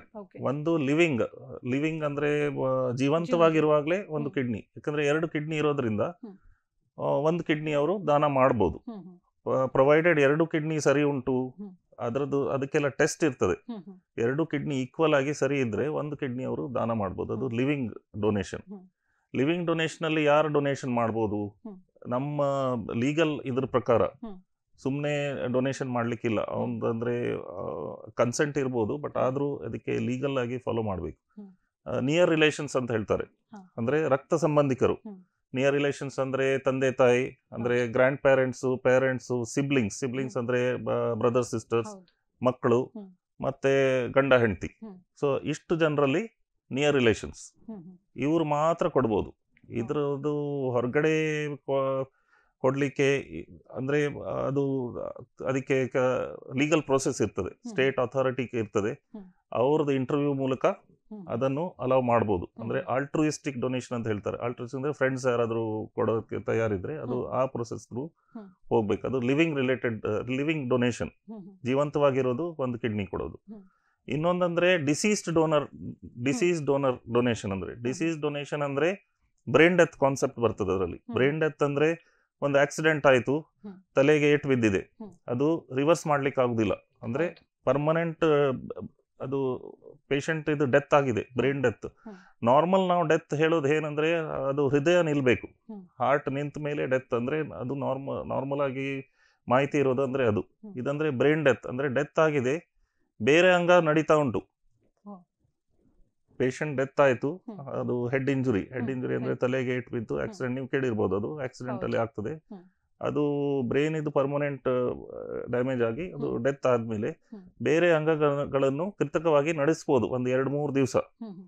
ಅದೇ ಡೆತ್ ಆದ್ಮೇಲೆ ಕೂಡ ಕೃತಕವಾಗಿ ನಡೆಸ್ಬೋದು, ಹಾರ್ಟ್ ಅನ್ನು ಅದು ಟ್ರೀಟ್ಮೆಂಟ್ ಮೂಲಕ ನಡೆಸ್ಬೋದು. ಸೊ ಆ ಟೈಮಲ್ಲಿ ಆ ಫ್ಯಾಮಿಲಿ ಅವರು ಮುಂದೆ ಬಂದ್ರೆ, ಹ್ಮ್. ಅಂದ್ರೆ ಅದು ಆ ಪೇಷಂಟ್ ಇದು ಮುಂಚೆನೆ ಇಚ್ಛೆ ಇದ್ರೆ ಅಥವಾ ಫ್ಯಾಮಿಲಿಗೆ ಅದು ಡೊನೇಷನ್ ಮಾಡ್ಲಿಕ್ಕೆ ಇಚ್ಛೆ ಇದ್ರೆ, ಹ್ಮ್. ಆ 2 ದಿವಸದಲ್ಲಿ ಯಾವ ಅಂಗ ಅವರಿಗೆ ಡೊನೇಟ್ ಮಾಡಲಿಕ್ಕೆ ಇಚ್ಛೆ ಉಂಟು ಅದನ್ನು ಇದು ಮಾಡ್ಬೋದು. ಸೊ ಅದು ಡಿಸೀಸ್ ಡೊನೇಷನ್ ಅಂತ ಹೇಳೋದು. ಅದಕ್ಕೆ ಕೂಡ ಪ್ರೊಸೀಜರ್ ಉಂಟು. ಹ್ಮ್. ಅದಕ್ಕೆ ಒಂದು ಸಂಸ್ಥೆ ಉಂಟು, ಗೌರ್ಮೆಂಟ್ ಸಂಸ್ಥೆ, ಹ್ಮ್. ಅದು ಜೀವನ್ ಸಾರ್ಥಕತೆ ಅಂತ ಹೇಳ್ತಾರೆ, ಅವ್ರ ಮೂಲಕ ಹ್ಮ್. ಇದು ಪ್ರೊಸೀಜರ್ ಅನ್ನು ನಡೆಸ್ತಾರೆ, ಹ್ಮ್. ಡಿಸೀಸ್ ಡೊನೇಷನ್ ಅಂತ ಮಾಡ್ತಾರೆ. ಓಕೆ. ಸೊ ಈ ತರ 2 ಟೈಪ್ ಡೊನೇಷನ್, ಒಂದು ಲಿವಿಂಗ್, ಮತ್ತೆ ಡಿಸೀಸ್ ಡೋನರ್. ಓಕೆ. ಹೌದು. ಹಾಗೆ ಡಾಕ್ಟರ್, ಈ ಒಂದು ಮೂತ್ರಪಿಂಡದ ಸಮಸ್ಯೆ ಬಂತು ಅಂತ ಹೇಳಿದ್ರೆ, ಅಥವಾ ವೈಫಲ್ಯ ಆಗಿ ಅದಕ್ಕೆ ಡಯಾಲಿಸಿಸ್ ಆಗಬೇಕು ಅಥವಾ ಕಸಿ ಆಗಬೇಕು ಅಂತ ಹೇಳುವಾಗ ಒಂದು ಕುಟುಂಬದವರ ಬೆಂಬಲ ಹೇಗಿರಬೇಕು ಅಂತ ಹೇಳ್ತೀರಾ? ಹೌದು. ಸೊ ಒಂದು ಕಿಡ್ನಿ ಕಾಯಿಲೆ ಬಂದ್ರೆ ಅದು ಒಂಥರ ಕ್ಯಾನ್ಸರ್ ಬಂದಂಗೆ ಹಾ ಹಾ. ಸೇಮ್. ಅದಕ್ಕೆ ಕ್ಯಾನ್ಸರ್ ಅಂದ್ರೆ ಎಲ್ರಿಗೂ ಮಾಹಿತಿ ಇರ್ತದೆ, ಹೌದು. ಅದರದ್ದು ಏನು ರಿಸಲ್ಟ್ ಬರ್ತದೆ, ಅದಕ್ಕೆ ಏನು ಉಂಟು ಅಂದ್ರೆ ಎಲ್ರಿಗೂ ಹೌದು. ಅದು ಎಜುಕೇಶನ್ ಉಂಟು. ಕರೆಕ್ಟ್. ಬಟ್ ಕಿಡ್ನಿ ಅಂದ್ರೆ ಅದರದ್ದು ಆಯುಷ್ಯ ಕೂಡ ಕ್ಯಾನ್ಸರ್ ತರಾನೇ. ಹ್ಮ್ ಹ್ಮ್. ಮತ್ತೆ ಈ ಥರ ನಾನು ಹೇಳಿದ ಅದು ಟ್ರೀಟ್ಮೆಂಟ್ ಉಂಟು, ಡಯಾಲಿಸಿಸ್ ಉಂಟು, ಕಸಿ ಉಂಟು. ಇದಂದ್ರೆ ಸುಲಭವಾಗಿ ಸಿಗುದಿಲ್ಲ. ಹ್ಮ್. ಈಗ ತುಂಬಾ ಗೌರ್ಮೆಂಟ್ ಪ್ರೋಗ್ರಾಮ್ ತುಂಬಾ ಉಂಟು ಅದ್ರ ಮೇಲೆ. ಸೊ ಎಲ್ಲ ಡಿಸ್ಟ್ರಿಕ್ಟ್ ಅಲ್ಲಿ ಈಗ ಡಯಾಲಿಸಿಸ್ ಎಲ್ಲ ಉಂಟು. ಹ್ಮ್. ಬಟ್ ಆದ್ರೂ ಅದರದ್ದು ಕಿಡ್ನಿ ಪ್ರಾಬ್ಲಮ್ ಅಂದ್ರೆ 10 ಜನರಲ್ಲಿ ಒಬ್ಬರಿಗೆ ಉಂಟಂತ ಹೇಳ್ತಾರೆ. ಹ್ಮ್ ಹ್ಮ್. ಆ ಥರ ನಾವು ಕೌಂಟ್ ಮಾಡಿದ್ರೆ 10 ಜನರಲ್ಲಿ ಒಬ್ರು. ಸೊ ಒಂದು ವರ್ಷದಲ್ಲಿ ನಮ್ಮ ಇಡೀ ದೇಶದಲ್ಲಿ ನೋಡಿದ್ರೆ ಒಂದು 2 ಲಕ್ಷ ಜನರು ಹೊಸದಾಗಿ ಕಿಡ್ನಿ ಡಯಾಲಿಸಿಸ್ಗೆ ಬರುವಂಥದ್ದು, ಹಾ. ಆ ಸ್ಟೇಜಿಗೆ ಬಂದವರು ಇದ್ದಾರೆ. ಹ್ಮ್ ಹ್ಮ್. ಸೊ ನೀವು ಕೌಂಟ್ ಮಾಡಿದ್ರೆ ನಾವು ಎಷ್ಟು ಫೆಸಿಲಿಟಿ ಹಾಕಿದ್ರು ಕೂಡ ಹ್ಮ್. ಅದು ಸಾಕಾಗುದಿಲ್ಲ. ಹ್ಮ್. ಮತ್ತೆ ಒಂದೊಂದು ಡಯಾಲಿಸಿಸ್ ಮಾಡಲಿಕ್ಕೆ ಅದು ಮಷೀನ್ ಬೇಕು, ಹ್ಮ್. ಅದರದ್ದು ಎಲೆಕ್ಟ್ರಿಸಿಟಿ, ನೀರು, ಪ್ಯೂರ್ ನೀರು. ಹ್ಮ್ ಹ್ಮ್. ಸೊ ಒಂದು ಡಯಾಲಿಸಿಸ್ ಅಲ್ಲಿ ಅಂದಾಜಲ್ಲಿ ಒಂದು 120 ಲೀಟರು ಪ್ಯೂರ್ ನೀರು ಬೇಕು. ಪ್ಯೂರ್ ಅಂದ್ರೆ ಕುಡಿಯೋ ನೀರಿಗಿಂತ ಎಕ್ಸ್ಟ್ರಾ ಪ್ಯೂರಿಟಿ ಬೇಕು, ಯಾಕಂದ್ರೆ ಡೈರೆಕ್ಟ್ ಬ್ಲಡ್ ಮೇಲೆ ಅದರದ್ದು ಇಫೆಕ್ಟ್ ಉಂಟು. ಹ್ಮ್. ಸೊ ಅದು ಮಷೀನು ಮತ್ತೆ ಅದು ಫಿಲ್ಟರ್ಸು. ಹ್ಮ್ ಹ್ಮ್. ಸೊ ಇದಕ್ಕೆಲ್ಲ ಖರ್ಚು ತುಂಬಾ ಇರ್ತದೆ. ಹ್ಮ್. ಸೊ ಒಂದು ಡಯಾಲಿಸಿಸ್ಗೆ ಸಾಧಾರಣ 1,500-2,000 ತನಕ ಖರ್ಚು ಬರ್ಬೋದು. ಹ್ಮ್ ಹ್ಮ್. ಮತ್ತೆ ಅದು ನಡೆಸಲಿಕ್ಕೆ ಜನ ಬೇಕು. ಸೊ ಈ ತರ ಫೆಸಿಲಿಟೀಸು ಸಿಗೋದು, ಹ್ಮ್. ಮತ್ತೆ ಅದಕ್ಕೆ ಖರ್ಚು, ಹ್ಮ್. ಮತ್ತೆ ಈ ಕಾಯಿಲೆ ಬಂದ ಮೇಲೆ ವಾರಕ್ಕೆ 3 ಸಲ ಅವರು ಹಾಸ್ಪಿಟಲ್ ಹೋಗಿ ಬರ್ಬೇಕು. ಅದನ್ನು ಡಯಾಲಿಸ್ ಮಾಡೋದು. ಹ್ಮ್. ಸೊ ಆ ಟೈಮ್ ಕೆಲಸ ಮಾಡ್ಲಿಕ್ಕೆ ಕಷ್ಟ ಆಗ್ಬೋದು, ಹ್ಮ್. ಕೆಲವರಿಗೆ ಕೆಲಸ ಮಾಡ್ಲಿಕ್ಕೆ ಆಗುದಿಲ್ಲ. ಹ್ಮ್ ಹ್ಮ್. ಅಂದ್ರೆ ಶಕ್ತಿ ಎಲ್ಲವನ್ನು ಇರ್ಬೋದು. ವೆಚ್ಚವನ್ನು ನಿಭಾಯಿಸುವ ಶಕ್ತಿ ಕೂಡ ಹೌದು, ಇರ್ಬೇಕಿಲ್ಲಿ ಯಾಕಂದ್ರೆ ಅಂತ ಆ ಹೇಳ್ತಾರೆ. ಟೈಮ್ ಅವರು ಹಾಸ್ಪಿಟ್ಲಿಗೆ ಕೊಡಬೇಕು. ಹೌದು. ಸೊ ಈ ತರ ಸಿಚುವೇಶನ್ ಇರುವಾಗ ಫ್ಯಾಮಿಲಿ ಸಪೋರ್ಟ್ ಹ್ಮ್. ಮತ್ತೆ ಅದು ಕೆಲಸದಲ್ಲಿ ಕೂಡ ಸಪೋರ್ಟ್ ತುಂಬಾ ಬೇಕಾಗ್ತದೆ. ಅಗತ್ಯ ಸೊ ಆಸ್ ಸೊಸೈಟಿ ನಾವು ಸಪೋರ್ಟ್ ಮಾಡಬೇಕು. ಹ್ಮ್. ಗವರ್ಮೆಂಟ್ ಸಪೋರ್ಟ್ ಆಫ್ ಕೋರ್ಸ್ ಇರ್ತದೆ, ಹ್ಮ್. ಒಂದು ಪ್ರೋಗ್ರಾಮ್ಸ್ ಎಲ್ಲ ಇರ್ತದೆ ಅದ್ರ ಮೇಲೆ. ಹ್ಮ್. ಬಟ್ ಅದು ಟ್ರೀಟ್ಮೆಂಟ್ ಕೊಡುವಂಥದ್ದು. ಹ್ಮ್. ಟ್ರೀಟ್ಮೆಂಟ್ ಬಿಟ್ಟು ಬೇರೆ, ಹ್ಮ್. ಅಂದ್ರೆ ಈಗ ಅವನಿಗೆ ಟ್ರೀಟ್ಮೆಂಟ್ ಹೋಗ್ಲಿಕ್ಕೆ ಕೂಡ ಮನೆಯಿಂದ ಅಲ್ಲಿ ಹೋಗ್ಬೇಕು, ಹ್ಮ್. ಯಾರಾದ್ರೂ ಕರ್ಕೊಂಡು ಹೋಗ್ಬೇಕು, ಅವ್ರಿಗೆ ಹ್ಮ್. ವಾಪಸ್ ಬರಬೇಕು. ಸೊ ಈ ತರ ಎಲ್ಲ ಸಪೋರ್ಟ್ ಬೇಕಾಗ್ತದೆ. ಬೇಕಾಗುತ್ತೆ. ಡಾಕ್ಟರ್, ಹಾಗೆ ಈ ಒಂದು ಆಹಾರ ಪದ್ಧತಿ ನಾವೇನೀಗ ಫಾಲೋ ಮಾಡ್ತಿದ್ದೇವೆ, ನಮ್ಮ ಜೀವನ ಶೈಲಿ, ಅದಕ್ಕೆ ವ್ಯಾಯಾಮ ಕೂಡ ಆಡ್ ಆನ್ ಆಗ್ತದಾ, ಅಥವಾ ಈ ಒಂದು ಕಾಯಿಲೆಗೆ ನಾವು ಬರುವ ಮುಂಚೆ ಎಚ್ಚೆತ್ಕೊಳ್ಬೇಕು ಅಂತ ಹೇಳಿದ್ರೆ ಆರೋಗ್ಯ ಪದ್ಧತಿಯಲ್ಲಿ ಸುಧಾರಣೆ ಬೇಕಾ, ಅಥವಾ ವ್ಯಾಯಾಮ ಮಾಡಬೇಕಾ, ಜೀವನ ಶೈಲಿಯೇ ಬದಲಾಗಬೇಕಾ, ಹೇಗೆ ಇದನ್ನು ಸುಧಾರಿಸ್ಕೊಳ್ಬೋದು ಅಂತ ಹೇಳ್ಬೋದಾ? ಸೊ ಕಿಡ್ನಿ ಅಂತ ಹೆಲ್ತಿಗೆ ಹ್ಮ್. ಮೇನ್ ಇಂಪಾರ್ಟೆಂಟ್ ಅಂದ್ರೆ ಫಸ್ಟ್ ನೀರು. ಹಾ. ನೀರು ಒಂದು ಕರೆಕ್ಟ್ ಆಗಿ ತಗೊಳ್ಬೇಕು. ಯಾಕಂದ್ರೆ ಏನ್ ಟಾಕ್ಸಿನ್ ಇದ್ರು ಅದು ಡೈಲ್ಯೂಟ್ ಆಗಿ ಹೋದ್ರೆ ಹ್ಮ್. ಅಷ್ಟು ಎಫೆಕ್ಟ್ ಇರುವುದಿಲ್ಲ. ಸೊ ನೀರು ಒಂದು ಕರೆಕ್ಟ್ ತಗೊಳ್ಬೇಕು, 8ರಿಂದ 12 ಗ್ಲಾಸ್ ನೀರು ಡೈಲಿ. ಅದು ಕಂಟಿನ್ಯೂ ಒಂದೇ ಸಲ ಕುಡಿದು ಡ್ರೈ ಇರಬಾರ್ದು, ಇಡೀ ದಿವಸ ಅದು ತಗೊಳ್ಬೇಕು. ಸೆಕೆಂಡು ಉಪ್ಪಿನಂಶ. ಉಪ್ಪು ಅಂದರೆ ಒಂದು ಬೇಕಾಗುವಂಥದ್ದು ಅದು, ಬಟ್ ಟೇಸ್ಟ್ ಕೂಡ ಟೇಸ್ಟಿಗೆ ಕೂಡ ಕೆಲವರು ತಗೊಳ್ತಾರೆ. ಸೊ ಅದು ನಾವು ಲಿಮಿಟಲ್ಲಿ ತಗೊಳ್ಬೇಕು. ಒಂದು ಎಷ್ಟು ಲಿಮಿಟ್ ಅಂದರೆ ದಿವಸಕ್ಕೆ 1 ಟೀ ಸ್ಪೂನ್ಗಿಂತ ಹೆಚ್ಚು ತಗೊಳ್ಬಾರ್ದು. ಎಸ್ಪೆಷಲಿ ರಿಸ್ಕ್ ಇದ್ರೆ, ಶುಗರ್ ಬರೋ ರಿಸ್ಕ್ ಉಂಟು, BP ಬರೋ ರಿಸ್ಕ್ ಉಂಟು, ಅವರು ಸ್ವಲ್ಪ ಅದು ಮುಂದೆ ತಳ್ಬೋದು. ಮತ್ತೆ ಇದು ವೇಟ್ ಕಂಟ್ರೋಲ್ ಅಂದ್ರೆ ಒಂದು ನಾನು ಇಷ್ಟ ತನಕ ಹೇಳಿಲ್ಲ, ಬಟ್ ಒಬೇಸಿಟಿ ಅಂತ ಹೇಳೋದು ಅದು ಅದರದ್ದು ಎಫೆಕ್ಟ್ ಕೂಡ ಇರ್ತದೆ. ಸೊ ಕಾಯಿಲೆ ಉಂಟು, ಅದರ ಮೇಲೆ ವೇಟ್ ಜಾಸ್ತಿ, ಅದು ಕಿಡ್ನಿ ಸ್ಪೀಡ್ ಜಾಸ್ತಿ ಇರ್ತದೆ. ಸೊ ಈಗ ಮಕ್ಕಳಲ್ಲಿ ಕೂಡ ನಾವು ಅದು ಕಂಡು ಬರ್ತಾ ಉಂಟು ಒಬೇಸಿಟಿ. ಸೊ ಅದರದ್ದು ಇಫೆಕ್ಟ್ ಕಿಡ್ನಿ ಮೇಲೆ ಇರ್ತದೆ. ಮತ್ತೆ ಟೆಸ್ಟ್ ಮಾಡೋದು, ಎಲ್ಲರೂ ಒಂದು 25 ವಯಸ್ಸು ನಂತರ ಅದು ಶುಗರ್, BP, ಒಂದು ಯೂರಿನ್ ಟೆಸ್ಟ್, ಅದು ವರ್ಷಕ್ಕೆ ಒಂದ್ಸಲ ಅಥವಾ 2 ವರ್ಷಕ್ಕೆ ಒಂದ್ಸಲ ಆದ್ರೂ ಒಂದು ಹೆಲ್ತ್ ಚೆಕಪ್ ತರ ಮಾಡೋದು ಬಹಳ ಇಂಪಾರ್ಟೆಂಟ್. ಮತ್ತೆ ಇನ್ನೊಂದಂದ್ರೆ ಓವರ್ ದ ಕೌಂಟರ್ ಮೆಡಿಸಿನ್ಸ್. ಅದು ಸುಮ್ಮನೆ ಹೋಗಿ ಒಂದು ಸಣ್ಣ ನೋವು ಉಂಟು, ಇಷ್ಟು ದಿವಸ ನೋವಿನ ಮಾತ್ರೆ ತಗೊಳ್ಳೋದು, ಅಥವಾ ಆಂಟಿಬಯೋಟಿಕ್ಸ್. ಒಂದು ಜ್ವರ ಬಂತು, ಅದು ವೈರಲ್ ಜ್ವರ ಇರ್ಬೋದು, ಒಂದು ಆಂಟಿಬಯೋಟಿಕ್ ಕೋರ್ಸ್ ತಗೊಳ್ಳೋದು. ಸೊ ಒಂದು ಕಾಯಿಲೆ, ಸಣ್ಣ ಕಾಯಿಲೆಗೆ ನಾವು ಅದು ನ್ಯಾಚುರಲ್ ಆಗಿ ಹೋಗ್ಲಿಕ್ಕೆ ನಾವು ಟೈಮ್ ಕೊಡಬೇಕು. ಸಣ್ಣ ನೋವಿಗೆ ಕೂಡ ನ್ಯಾಚುರಲ್ ಆಗಿ ಹೋಗ್ಲಿಕ್ಕೆ ಟೈಮ್ ಕೊಡಬೇಕು.